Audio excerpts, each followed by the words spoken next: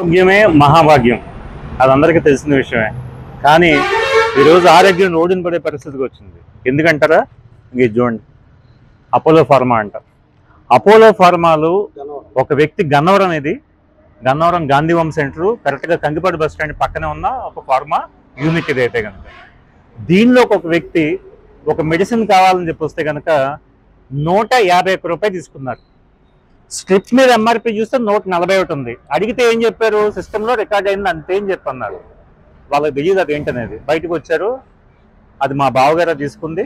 నేను అడిగా ఎందుకు ఎక్కువ తీసుకున్నారని చెప్పి లోపల పోయి అడిగా. సిస్టంలో రికార్డ్ అయింది ఇంతే అని చెప్పాడు. ఇంతే అంటే ఎట్లా చెప్పగల తమ్ముడు, నీ ఇన్ఛార్జ్ని అడిగంటే నీకు ఇష్టమైతే తీసుకో, లేకపోతే మెడిసిన్ పెట్టేసి పో అని చెప్పాడు. నేను బూతులు తిట్టా. ఎందుకు తిట్టకూడదు? కడుపు మంట కాబట్టి.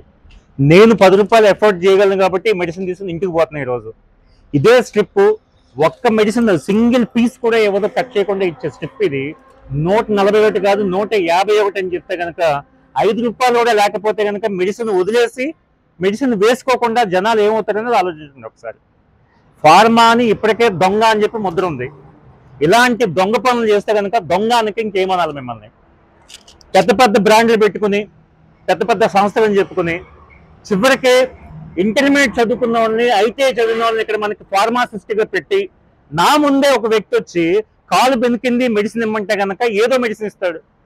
ఎందుకు ఇచ్చావు ఏ మెడిసిన్ అంటే కనుక కాలు నొప్పికి ఇచ్చే మెడిసిన్ నాకు ఫార్ములా తెలుసు అంటాడు.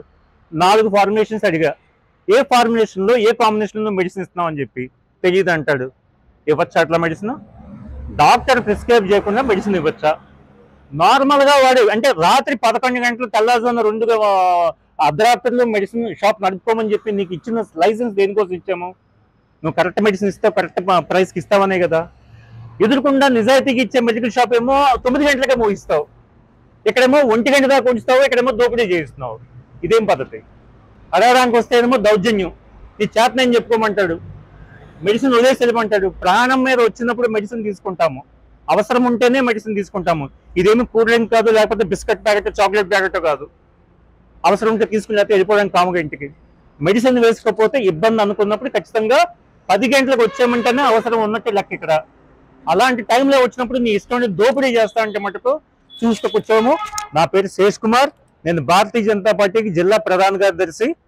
నేను పార్టీ మనిషిగా నేను మాట్లాడలేదు, సామాన్య వ్యక్తిగా, సమాజం మీద ఉన్న ప్రేమ గల వ్యక్తిగా ఈ క్వశ్చన్ వేస్తున్నాను. నేను అపోలో 100% దీనికి సమాధానం చెప్పాల్సిందే. ఇప్పటికైనా మీ పద్ధతి మార్చుకోకపోతే మీ మీద చాలా అనుమానం ఉంది నాకు. ప్రతి అవుట్లెట్ లో కొన్ని వందల మెడిసిన్స్ అక్కడ వెనకాల పెట్టి కూర్చున్నావు. ఏది ఎంఆర్పీకి నువ్వు అమ్మట్లేదేమో అని చెప్పి నాకు అనుమానంగా ఉంది. ఇది ఇమ్మీడియట్ గా రాష్ట్ర నాయకులు, ఖచ్చితంగా రాష్ట్ర ప్రభుత్వం దీని మీద చర్యలు తీసుకోవాలి. అదేవిధంగా రేపు ఉదయమో లేకపోతే ఎల్లుండి మార్నింగ్ రాష్ట్ర వైద్య శాఖ మంత్రి సత్యకుమార్ గారిని కూడా కలిసి నేను ఈ ప్రూఫ్ చూపించి రిప్రజెంటేషన్ ఇవ్వబోతున్నాను. అదేవిధంగా డ్రగ్ కంట్రోల్ డైరెక్టర్ కి నేను ఆల్రెడీ ఇన్ఫర్మేషన్ ఇచ్చాను. రేపు మార్నింగ్ మొత్తం రాష్ట్ర వ్యాప్తంగా ఉన్న అపోలో ఫార్మసీ ప్రతి దాని మీద కూడా ఎంఆర్పి, ఎక్స్పైరీ డేట్లు, అసలు కంపెనీ అమ్ముతున్నావా, నీ ఇష్టం అంటే నమ్ముతావా, ప్రతిదీ కూడా నిగ్గు తేల్చే విషయాన్ని మీరు తేల్చాల్సిందిగా నేను మీడియా ప్రతినిధి సాక్షిగా నేను కోరుకుంటున్నాను. భారత్ మాతాకి జై హింద్.